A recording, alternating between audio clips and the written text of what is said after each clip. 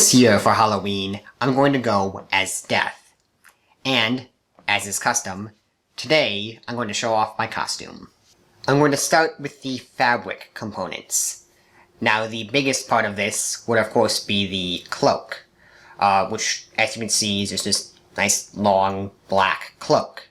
It goes most of the way down to the ground, but not quite all the way, so I need to disguise my feet with something, such as black socks.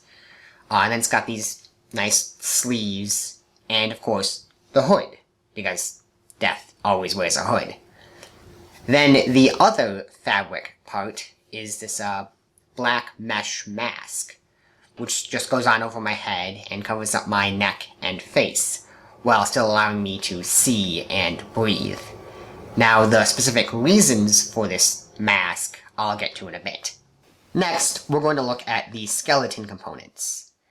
Now for this, I mean the skeleton gloves and the skull mask. Now, since I don't know how to make bone, I, rather uninterestingly, just bought these online. But nonetheless, for the gloves, you can see it slides up and covers my hand and most of my lower arm, and it makes it look like it's just bone. There's no actual skin there. And it works really well with my the sleeves on the cloak to make sure there's no exposed skin, keeps everything covered.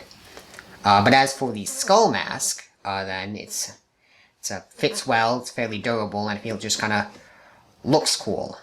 The only real disadvantages, though, are that it's got two really large eye sockets, and it kind of cuts off at the chin.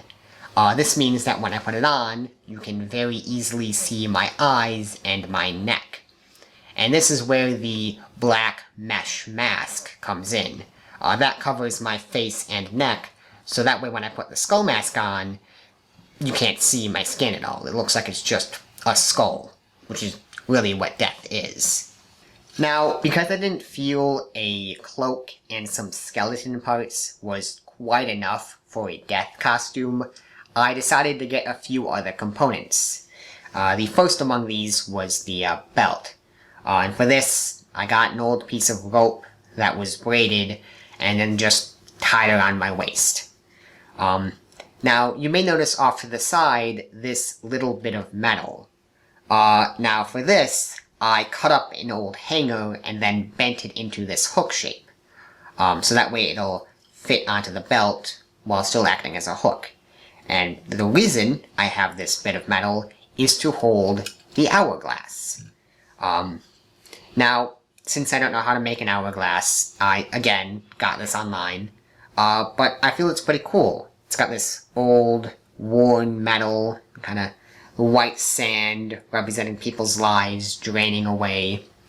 And partly because I didn't want to hold it all the time, I made this metal hook, so that we can just be resting at my side, ready whenever I happen to need it.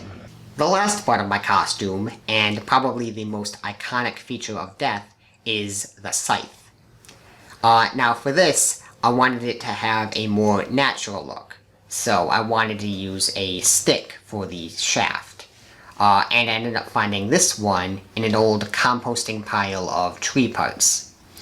It was about my height and a good diameter, so I decided to go with it. For the blade, I took a couple strips of aluminum foil, glued them onto an old cereal box, and then cut that out into the shape of a scythe blade. Then, with the help of my dad, we cut a notch into the top part of the shaft, slid the blade into that notch, and then glued it all shut.